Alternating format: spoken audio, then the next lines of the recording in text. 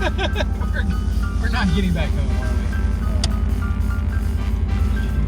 What is happening?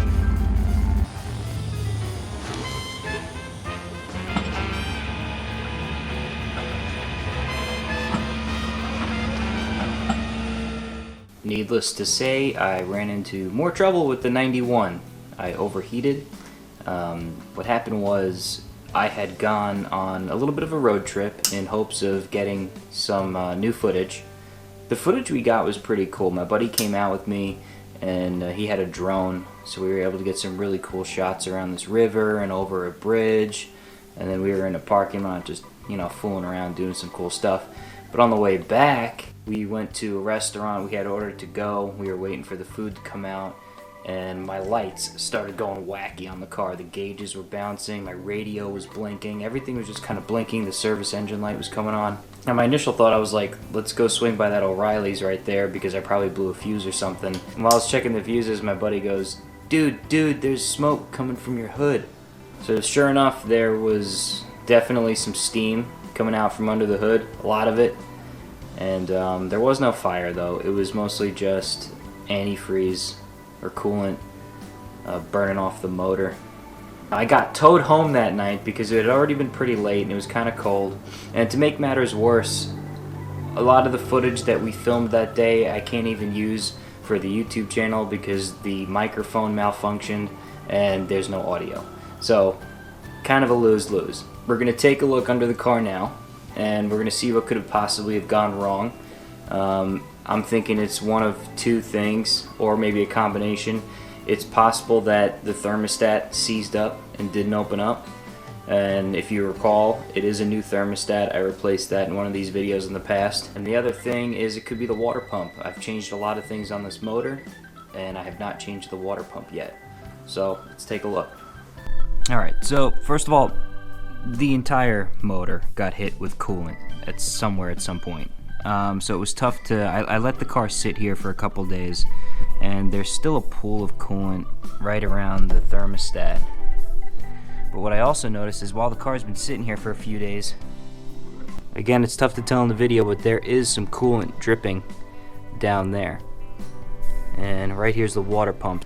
Alright, so here's what I'm about to do. I'm going to hook the Firebird up to another running vehicle, and I'm going to do two things. One, I'm going to get it up to operating temperature to see if it overheats and where it's possibly leaking from. And I'm going to check for the power drainage issue, and what I'm going to do there is hook up my multimeter to the battery while it's running, disconnect the second car that it's attached to, and see if it drains.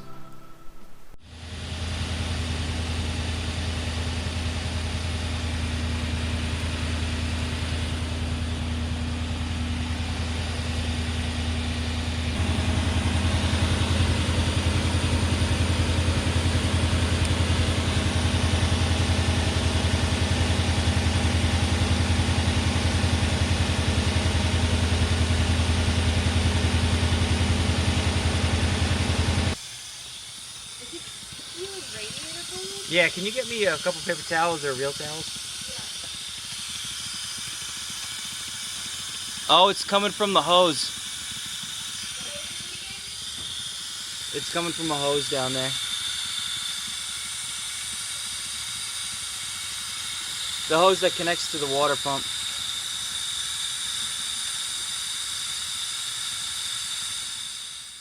Now fortunately, I do know the history of this car, and I do know that that water pump is 15 years old. So while it's something that is on my mind right now, I'm thinking I should probably just go ahead and change it out anyway. It's probably on its last legs.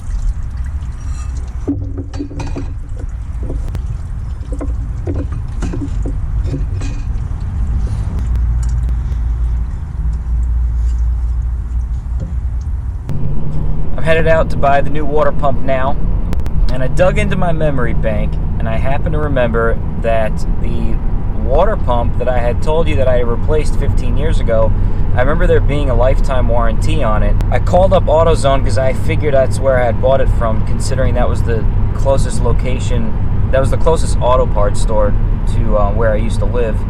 And sure enough, they had the purchase record, and yeah, they confirmed there is a lifetime warranty on the water pump. So I'm going to be able to swap it out for free, which is pretty awesome. So yeah, it's pretty cool that usually AutoZone's pretty good about the warranty stuff. They do that, in case you guys don't know, they do the same thing with brakes. They actually put a lifetime warranty on their brake pads, which is crazy to me, but I mean, of course I'm going to take advantage of that. All my cars have AutoZone brake pads on them at this point. And again, I feel like it's necessary to say I am not sponsored by anybody, let alone AutoZone. It's just my experience.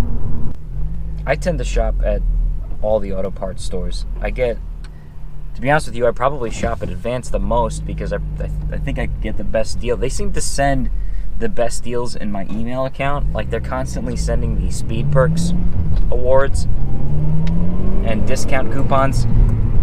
O'Reilly's does pretty well with that as well, but there's also an Advance Auto right around the corner from my house, so it just makes sense. So regardless, I'm going to pick up the water pump. I don't think I'm going to install it today because though the sun is in my face right now, I am losing sunlight. And I also need to figure out what's going on with the power drainage. I didn't capture it on film, but what I ended up doing was hooking up the multimeter to the battery. As the car was running, I disconnected it from the Civic, the car that I was jumping it with, and I was able to see, like I showed you, that the number going down. It was certainly draining. And then I went under the dash to the fuses, and I started going fuse by fuse to figure out what component was actually doing the draining. I figured if I pulled the right fuse, that component would no longer be able to drain anything.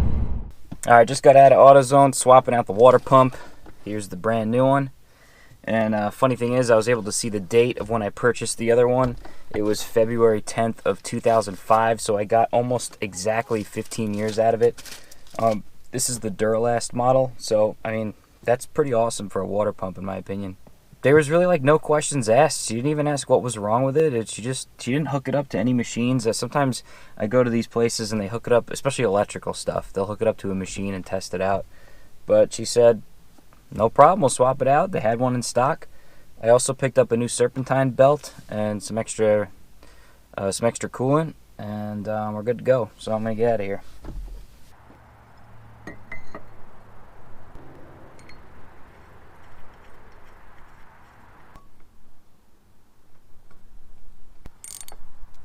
Kind of tough to see in this lighting, but I'm going to get these surfaces all cleaned up before I install the new one. I'm putting some thread lock on the bolts before I put them back in. Oh, maybe not. See if I have enough left. Oh my god. Look, it's Smurf splooge.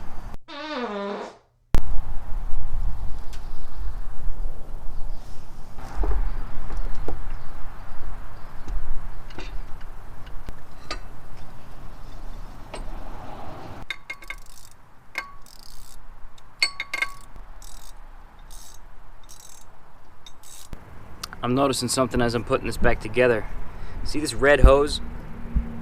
The owner before me replaced the original hose with this red one, and it's kind of tough to tell from this angle, but there's a little bit of a kink here, and again another one here.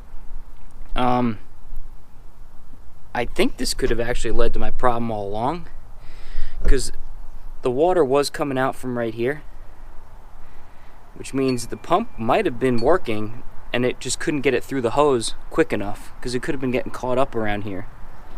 So I'm going to shorten that hose a little bit, and I think it'll fit better, and then throw the belt back on and try to fire it up. Alright, after shortening the hose a little bit, I've got all the crimps out. That looks like a crimp, but it's actually just a weird reflection. This is actually nice and smooth now. And you can see here how much I actually ended up taking off. I took the big chunk off initially, and then I kind of was putting it on to fit it, see how I liked it, and then from there just kept taking a little bit more off just to get it just right. And alright, now I can throw the belt on.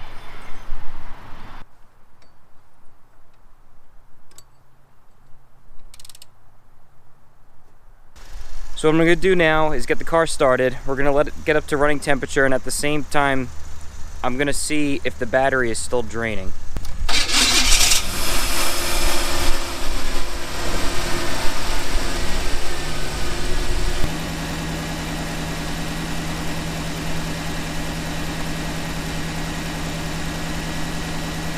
Yeah, it's still draining. Alright, so here's the deal with the power drainage issue. And I'm forgetting how much I've already recorded or said on this video, so I'm going to break it down for you right now. This is a new battery I bought from Advance about 2 months ago. And I had suspicions early on that the battery was no good. I took it back to Advance. They put it on their machine. The machine says it's fine. So I throw it back in the car, and obviously it's draining. You saw that with the multimeter. Now, last night I spent probably an hour and a half. I pulled at some point every fuse out just to see if I could pinpoint exactly what was draining the battery. At one point I thought it might be the fan. Then with further testing I realized it wasn't the fan, it was something else. So again, I thought, and before you say, hey, why don't you just hook up another battery? The Firebird, this car has different battery terminals on it. It's got like the bolt-on kind, so I couldn't even really test it on the battery, but I still had the suspicion that the battery was no good. So last night, rather than taking it back to Advance, I took it to O'Reilly's. They wanted to give it the night to get a full, complete charge, and I'm on my way there right now to see what their machine has said. You know, what really makes me think it's a bad battery is the fact that when I hook my other car up to it and I'm running it, I'm getting 13 volts. As soon as I disconnect the car that I'm jumping it with, it immediately drops down to 11.5. It's like the battery is never getting to 13. Now also keep in mind it is a new alternator. So could it be the alternator? Possibly. But look, we'll see what O'Reilly says. Alright, I just got out of O'Reilly's, and check this out, guys. Bad battery, bad cell. So naturally, the next step is to head back to Advance and see what they can do for me. Alright, just got done at Advance, and here's what happened. So basically, apparently with the way the battery warranty works is they don't just swap it out. Kind of like AutoZone. Well, let's try that again. You have to, I guess, formally make the return, and then in a separate purchase buy a new one. They didn't have it in stock. They called around. They tried to, I don't know, I honestly don't know what was so confusing about the situation, because they called one on the other side of town, explained the situation to them, and they got confused. So then even the cashier here at this location was saying, no, he just needs to swap out the battery. Alright.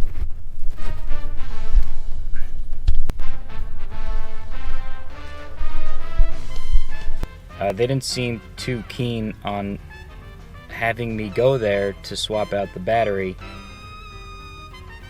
And now I really don't know why, to be honest with you. So I made the return here at this location. Now I have to go. I think what was confusing the whole thing is that I made the purchase online. I picked it up at a location that is neither of the two. And for some reason that confused everybody. Seems pretty straightforward to me, but whatever. So now I made the return here. I got my money back. I need to go home, make a new purchase online, and then wait for it to come, I guess. I think that's right. So that's what I'm going to do now. Alright, I just made my online order for the new battery. I ended up getting a better battery than the one I had anyway, so maybe this will work out. I think I am going to get screwed out of the core charge because I don't have one to hand in now. And I'm also not in the mood to really complain about it much. So I'm gonna go pick up this new battery now, plug it in, and then hopefully take her for a ride.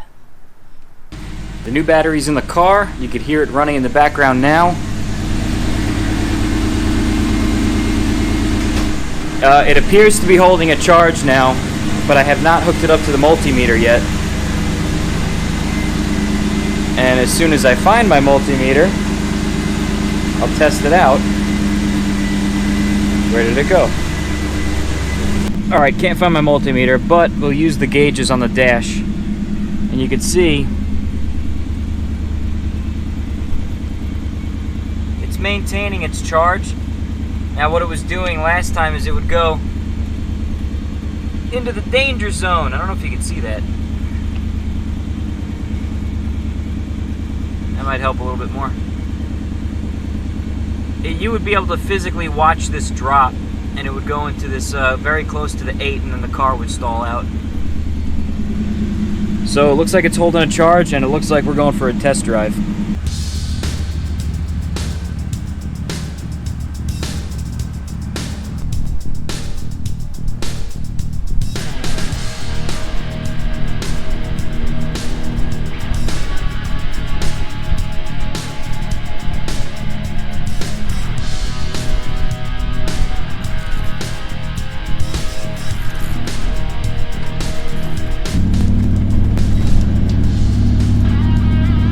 So far, so good.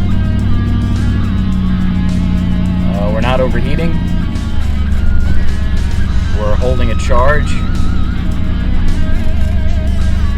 And I'm feeling good enough about it to take it onto the main road here. I do need some gas, so we might as well fill up the tank while we're out. Buckle up, because it's the law. She's back on the road. I'm super psyched about it because that means I could start doing my chicken wing videos that I've been wanting to do for like a couple months now. I'm basically going to be taking this Firebird out on the road, and I'm going to be reviewing chicken wings. Basically, I'm going to be reviewing places with some hot wings, man. And the whole shtick is that I'm going to eat wings on the wing of the Firebird. I'm going to eat fire wings on the wing of the Firebird. So that's it. Look out for those videos. Look out for more of these videos. Bird's back again. Knock on wood. There's no wood. It's all plastic. Alright. I'll see you next time.